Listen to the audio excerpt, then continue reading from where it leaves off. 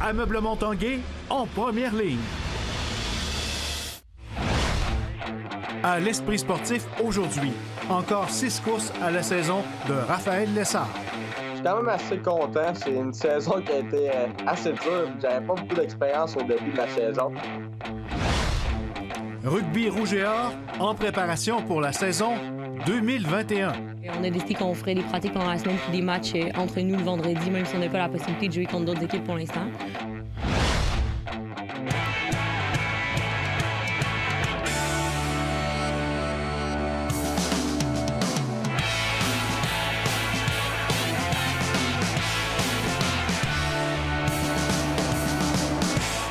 Bienvenue à l'Esprit sportif. Parlons d'abord de sport automobile alors qu'il ne reste que 6 courses à la toute première saison du jeune pilote beauceron Raphaël Lessard dans la série camionnette NASCAR. Le pilote de la voiture numéro 4 a connu une saison marquée de hauts et de bas en l'absence d'essais et de qualifications en raison de la pandémie, mais il a quand même connu une séquence de 4 top 10 en 5 courses et nous lui avons parlé ce matin à l'Esprit sportif.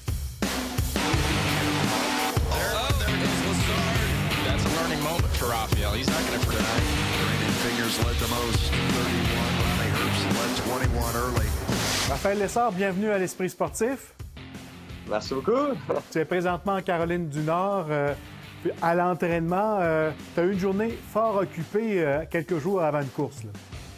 Oui, les journées se ressemblent toujours à ça. On commence le matin avec l'entraînement. Ouais. Après ça, je m'en vais au simulateur faire un autre style d'entraînement pour mes courses au simulateur de TRD. Et souvent, après ça, je vais aller à Shop chez Cambush Motorsport pour aller parler avec mon équipe de la prochaine course, comme nous pour en fin de semaine. Pour vendredi soir, à 21h, on vous met à Las Vegas. En tout cas, on est prêt, on se prépare et on travaille fort.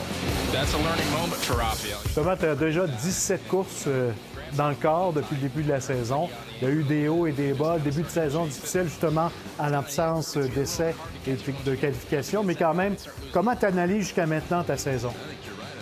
Je dirais que je suis quand même assez content. C'est une saison qui a été assez dure. J'avais pas beaucoup d'expérience au début de la saison. Puis, quand on a regardé les courses côté pratique et qualification, c'est toutes des choses que j'avais besoin parce que j'avais pas beaucoup d'expérience. Fait que les pratiques, c'est ça qui m'aurait aidé le plus pour me développer plus rapidement. En pleine course, c'est beaucoup plus dur, puis en prendre les nouvelles pistes aussi.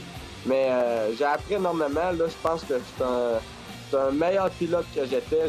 J'ai pris beaucoup d'expérience. Si on aurait eu des pratiques, on sait qu'on aurait eu des bien meilleurs résultats. Mais garde, on fait avec, puis Carl Bush et mon équipe ils comprennent, tu sais. Puis eux autres aussi, mon équipe, pour que je comprenne, des fois, que les 2 dernières courses, ils ont fait des erreurs où on n'était pas à point. Puis c'est un guess pour mon équipe aussi parce qu'ils peuvent pas, on sait pas, peut-être qu'ils essayent de quoi dans la suspension, puis peut-être que ça va marcher, peut-être que ça marchera pas. Puis les 2 dernières courses, ça n'a pas marché, mais regarde, eux autres aussi, ils essayent des choses, puis des fois c'est moi qui peux faire une erreur, puis des fois c'est mon équipe qui peut faire une erreur. Fait qu'on est tous là-dedans, c'est tout plus dur pour tout le monde dans le fond. Il reste 6 courses cette saison. Puis les dernières courses, on a eu les 2 dernières courses, on n'a pas été chanceux, on n'a pas eu les résultats qu'on voulait. Mais avant ça, on a eu plusieurs top 10, une 3e place à Daytona, qu'on se battait pour la victoire. Fait qu'on a montré beaucoup de rapidité à certaines places. Mais je sais qu'on est capable de démontrer encore plus pour les 6 prochaines. On va juste continuer de travailler fort pour ça. Tes 4 top 10 en 5 courses, ça t'a rassuré? Oui, c'est sûr. Ça fait du bien. Ouais. Ça fait du bien au moral, à la confiance, à l'équipe aussi. Puis regarde, on sait qu'on est capable qu'on a une équipe qu'on est capable de gagner. Fait qu'il faut juste essayer d'être parfait à tous les courses qu'on fait. Faut pas faire d'erreurs, faut faire des courses parfaites. La compétition est très élevée. L'objectif pour les 6 dernières courses? C'est d'avoir une victoire, ça ouais. C'est sûr. Ça serait ça serait vraiment, vraiment plaisant parce qu'on travaille fort depuis le début de la saison. J'ai travaillé fort, j'ai étudié énormément, puis je continue encore. Puis c'est sûr qu'on a montré qu'on était capable d'avoir la vitesse pour gagner. Il faut juste qu'on finalise ça. Mais on va travailler fort, puis on a un nouveau partenaire, Fremco, sur la camionnette en fin de semaine à Las Vegas. Une compagnie de chez moi, de Saint-Joseph-de-Beauce. Un gros merci à Fremco et aussi Mobile One Canac qui sont sur la camionnette vendredi aussi. Hey, merci Raphaël Lessard de ces minutes que tu nous as consacrées. On te souhaite une bonne fin de saison. On se reparle à la fin de la saison. Merci Raphaël. Un gros merci à vous. Salut.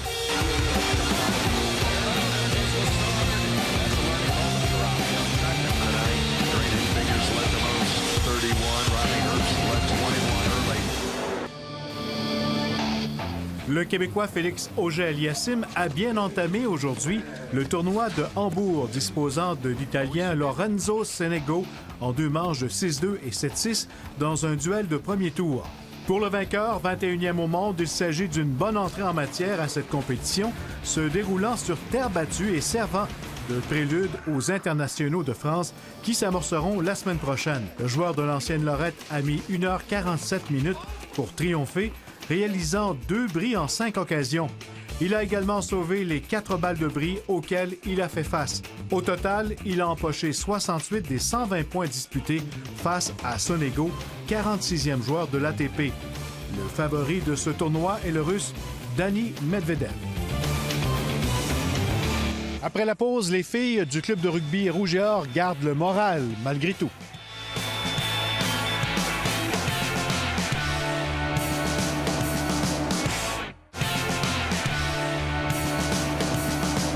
Tout comme au football, la saison universitaire du rugby est annulée en raison de la pandémie, mais du côté de l'équipe de Kevin Rouet, on se prépare déjà pour la prochaine saison en 2021. Allez, Figo, on est parti!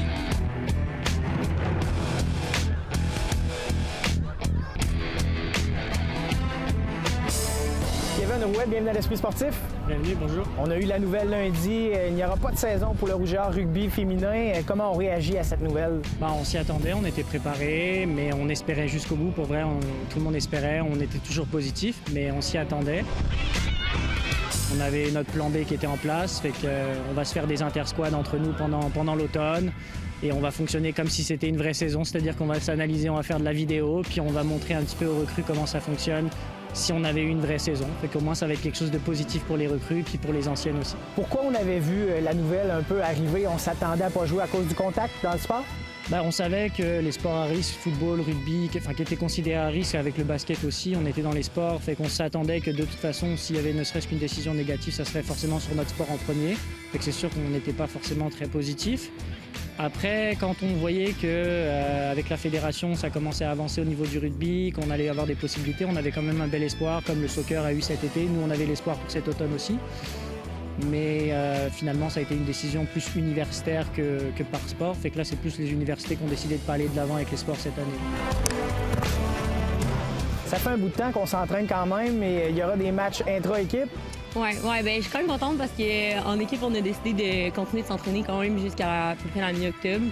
Et on a décidé qu'on ferait des pratiques pendant la semaine puis des matchs entre nous le vendredi, même si on n'a pas la possibilité de jouer contre d'autres équipes pour l'instant. C'est tout un univers, l'entraînement avec les filles, le monde universitaire auquel on n'aura pas le droit cette année. C'est sûr qu'on comprend la nouvelle, mais ceux qui sont dans un sport élite aussi comprennent. Là, on est chanceux au Québec, et contrairement à nos amis de l'Ouest, les autres ils sont encore, je pense, sans contact. L'Ontario, ils sont au flag. Nous, on a la chance de pouvoir faire du contact, donc on profite de nos avantages, puis on fait ce qu'on peut.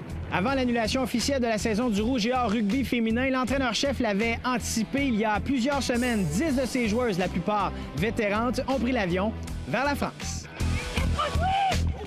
Les filles, on a dit quoi? 3 secondes? Elles se répartissent dans 4 équipes. Bordeaux, Lons, Lille et Rennes. Fait qu'elles sont dans 4 équipes différentes. Elles ont commencé. C'est vrai que les règles sont un peu différentes. Elles jouent en France, puis le championnat a démarré en France. Ils ont joué, ils sont à leur 2e journée de championnat, et puis ils vont jouer, ils vont rester là-bas jusqu'au mois de mai. Et comment est le calibre là-bas? Comment les gens les ont accueillis? Comment elles se plaisent? Très bon calibre. En France, c'est à peu près, c'est pas professionnel, mais ça commence à devenir un peu sérieux en France, justement. Et les Québécois sont très athlétiques et très bien reçus. Puis on a des très, très bons commentaires sur nos athlètes. Donc je suis convaincu que quand elles vont revenir l'année prochaine, elles seront encore en meilleure forme. Elles seront contentes d'avoir participé à ça, puis elles seront prêtes à revenir sur le circuit universitaire. Pas de saison, c'est décevant, mais de ne pas pouvoir défendre son titre de championne canadienne, est-ce que c'est pire? On va le défendre l'année prochaine. Je pense que c'est un peu ça qu'il faut qu'on garde en tête, c'est qu'en ce moment, on a une cible dans le dos. Puis même si cette année, on joue pas, notre titre, il continue à être là pour l'année prochaine. Fait que je pense qu'il justement, faut redoubler d'ardeur aux entraînements puis essayer de voir à long terme qu'on a un titre à défendre, même si cette année, on peut pas le défendre. C'est sûr que nous, on voulait arriver là-bas puis garder la Coupe pendant 2 ans de façon loyale, si je peux dire, parce qu'on l'a encore, la Coupe, puis on va la défendre en 2021. Puis c'est surtout qu'en plus, cette année, depuis 2018, là, on a une équipe qui est grandissante. Même si on avait des gros morceaux qui partaient, on trouvait ça important de revenir en force puis de prouver que c'est peut-être la première année que le Rouge et Or gagnait en 2019, mais ça voulait pas dire que c'était la dernière puis qu'en 2020, on était là pour défendre notre titre. Mais c'est pas grave, on va le défendre en 2021 puis on se prépare dès aujourd'hui pour ce championnat-là.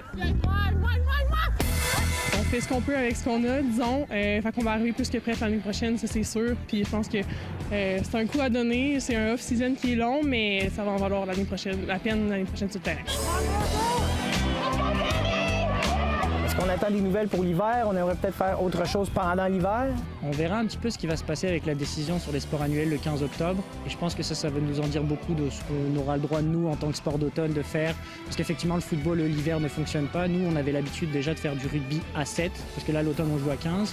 On avait l'habitude de faire du rugby à 7 l'hiver. Qu'est-ce qu'on aura le droit de faire? Qu'est-ce qu'on voudra faire avec les autres universités? On en discutera ensemble quand on aura les autorisations. Fait que pour l'instant, on verra. On va vous souhaiter le meilleur. Merci. Merci.